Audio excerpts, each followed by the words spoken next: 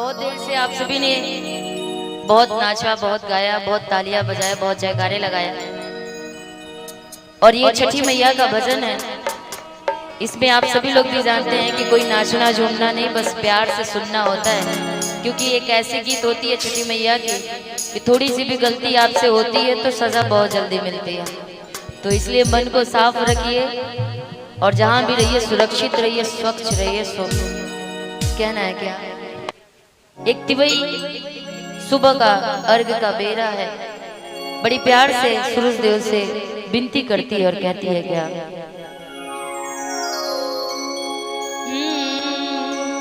कि कल पेली भी जला तिवैया हो, कि उगी है दीनाना, कि कटलो से कटना समैया हो, कि उगी है दीनाना, कि कल पेली भी जल तिवैया हो, उगी है दीनाना।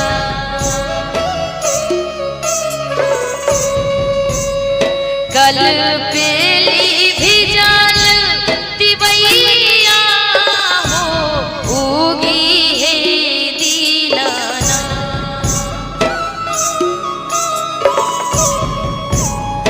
घटलों से कटना समैया हो, उगी है दीनाना, उगी है दीनाना।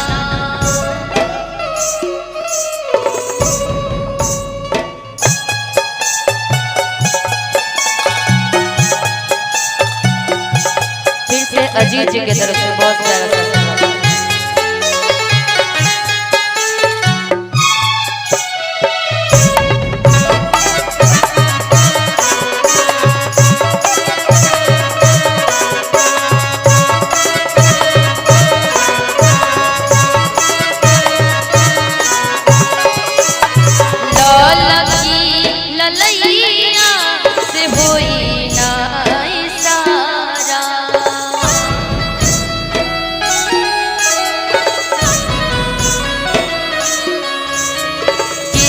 नाही जागी सूतल रही जग सारा।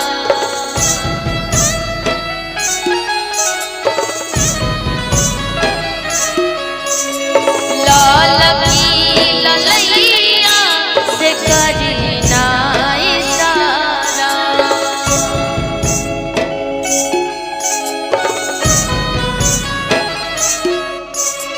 केहू नाही जागी सूतल रही जग सारा।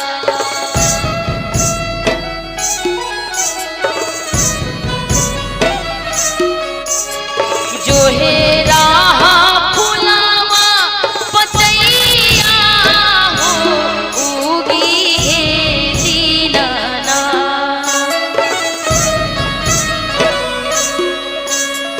जो है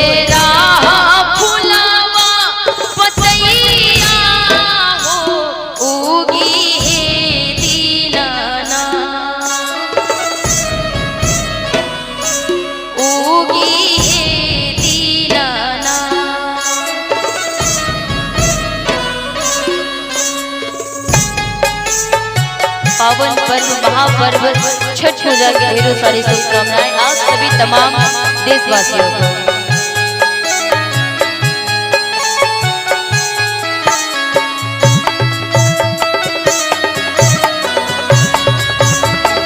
जय हो छठी मैया की।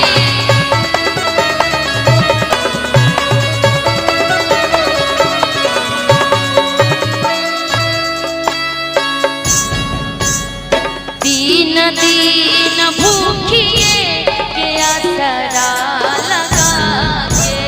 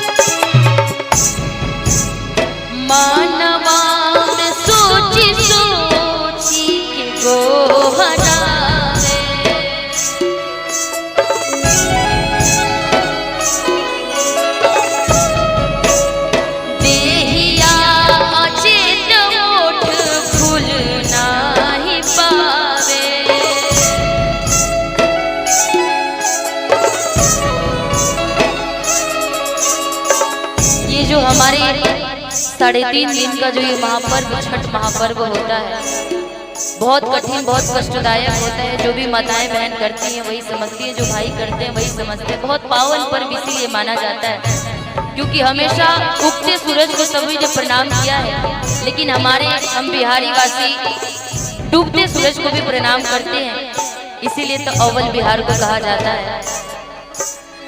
मानवा में सोची सोची के गोहरावे,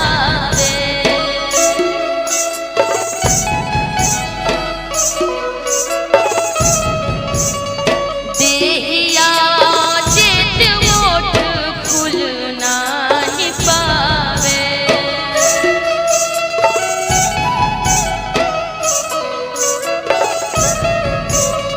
होई ना सूरज मल सहैया हो, उगी है दीनानाथ, होखी ना सूरज देव सहैया हो, उगी है दीनानाथ,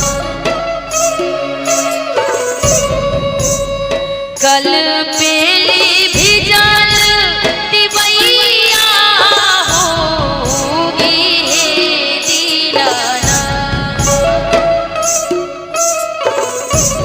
उगी है दीनानाथ, उगी है दीनानाथ, उगी है दीनानाथ, उगी है दीनानाथ, उगी है दीनानाथ,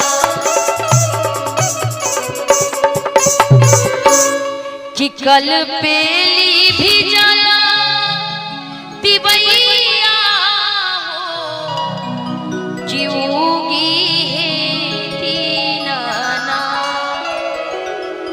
कि उगी है दीनानाथ। प्रेम से बोलिए छठी मैया की, सूरज गोसैया।